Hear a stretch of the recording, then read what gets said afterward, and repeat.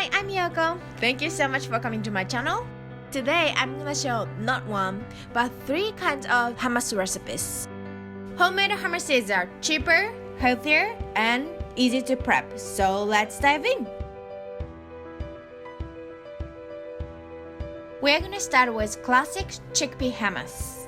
In this recipe, we are going to use organic canned chickpea to speed things up. But feel free to use any cooked chickpea as you like. I like to rinse canned chickpea before use to wash off excess salt and also compounds released from the chickpeas, which can cause digestive issues. And they have been in the liquid for a long time, so I think washing them improves the aroma. Now, into the food processor, we are gonna add 1 can of chickpea. This is equivalent to 1.5 cup of chickpeas. Then we are gonna add 2 cloves of garlic. You don't have to mince them, just peel and toss. After that, we are gonna add fresh juice from 1 lemon. Here, I just use my hands to squeeze and catch the seeds. Then add 3 tablespoons of tahini. Tahini is a sesame seed butter. This adds creaminess to hummus. You can find tahini at Asian supermarket or Asian food aisle in the grocery store. Then add 3 tablespoons of extra virgin olive oil, 2 tablespoons of water, and a pinch of salt. Then let's blend it all together. Stop and scrape down the side as needed. It takes 2 to 3 minutes to blend up, but longer the blend, smoother you get. Now it's time to give a taste test. Add any spices or salt as you like. And also check the consistency. If you like smoother texture, add more water, do the trick. If you like the taste, let's plate up. Place a few drops of hummus on the plate. Use the back of your spoon to create spider pattern on the hummus. And add any garnishes you like. So today I used some chickpeas that I saved for garnish, toasted pine nuts, paprika powder, and the freshly chopped parsley leaves.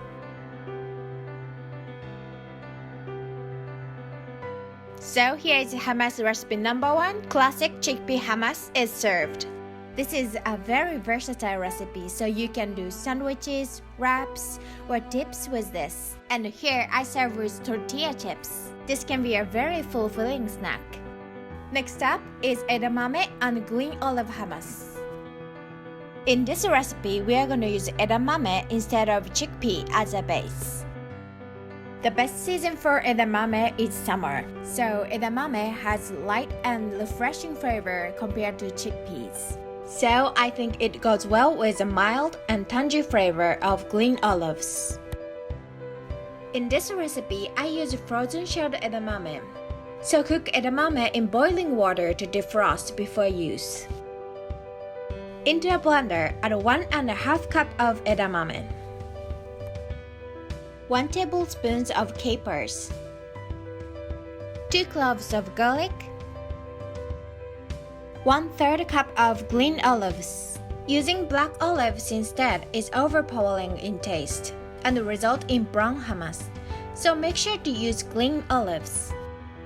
3 tablespoons of extra virgin olive oil, juice from 1 lemon, 2 tablespoons of tahini, and 2 tablespoons of water. Once all the ingredients are in the food processor, blend everything until it gets nice and creamy. The texture of edamame is firmer than chickpeas, so it does take time to get a creamy consistency. Keep on blending for 3 to 5 minutes. Once everything is combined, let's give it a taste test.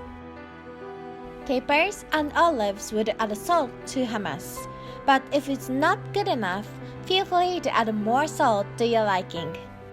And let's get blending again until it becomes as creamy as you like.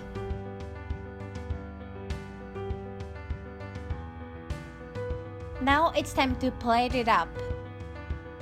Make it into spirals And this time, I use pomegranate seeds and hemp seeds for garnish.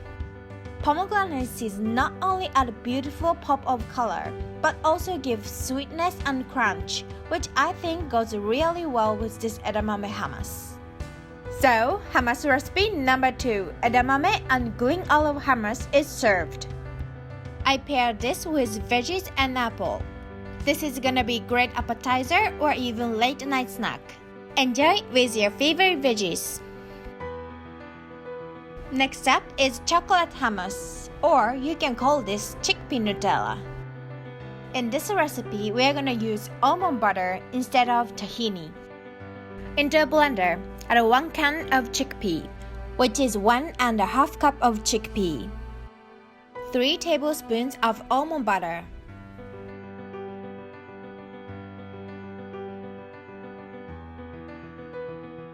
4 tablespoons of cacao powder.